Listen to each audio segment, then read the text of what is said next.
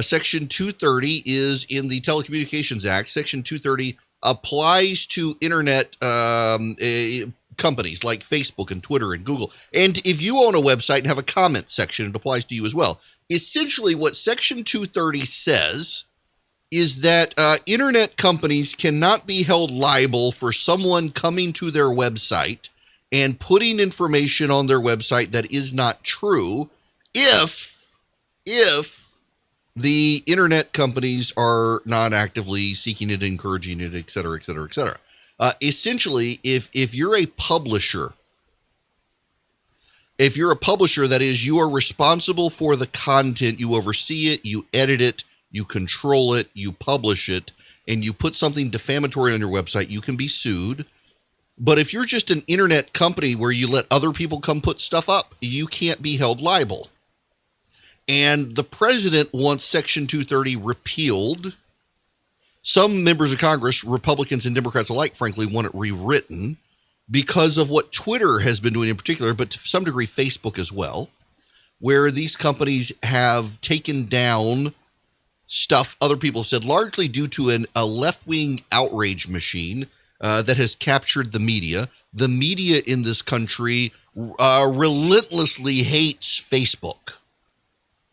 And so they make it about Facebook constantly. If you will recall, Facebook had an algorithm change that monetized video on Facebook. And so a lot of media companies did their pivot to video, they called it, where instead of producing great written content, they decided to do video content to monetize it. Well, it turns out they were letting Facebook control everything. Facebook was happy to let them do it and to put ads in, but it didn't make them as much money as initially thought. And a whole lot of people lost their jobs. And these media companies that were in and of themselves stupid, they essentially allowed Mark Zuckerberg to run their companies for them instead of them making their business decisions. And by the way, it's not Zuckerberg's fault. It's these idiots in the media who didn't know what they were doing, who really, if you will go back, I trust me, this all comes back to the president.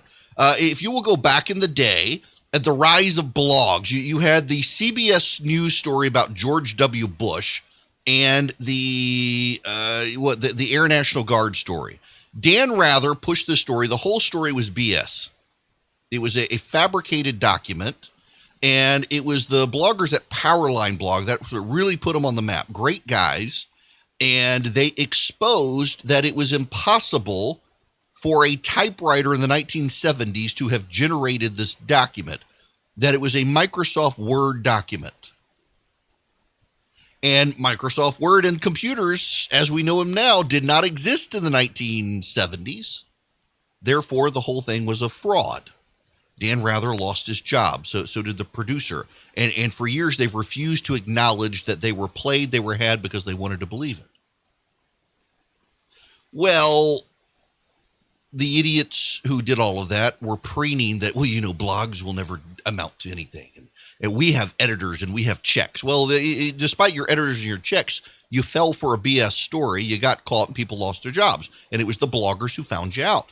Well, the newspaper companies very arrogantly have for years been running their business into the ground.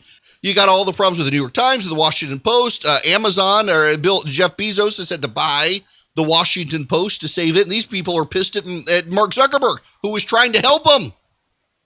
And because he was trying to help them and things didn't go well, every time there's a problem, the media goes after Mark Zuckerberg. They never go after Twitter. The media loves Twitter because Twitter is a progressive organization that relentlessly punishes conservatives. So they go after Facebook. Facebook occasionally takes stuff down. Remember, Facebook never took down the video of the guy who made the thing about Nancy Pelosi. And the left is to this day livid that they didn't take it down. And they hold it over Facebook's head all the time. And in any event, Facebook has had to be more aggressive in taking stuff down from the right just to placate the media. And Twitter does it all the time. Twitter now puts notes on pretty much every tweet from the president. They've taken tweets down from the president. So the president wants to get rid of Section 230. And the reason is this. Section 230 says if you're a publisher, it doesn't apply. If you're just a hosting company, it applies. Well, these companies are technically hosting companies because you can go put up whatever you want. But now that they're making editorial judgments about what should or should not be there and attaching notations to them, that puts them in publisher territory. The law's not clear now. Can you be a publisher and also not? And where is the line?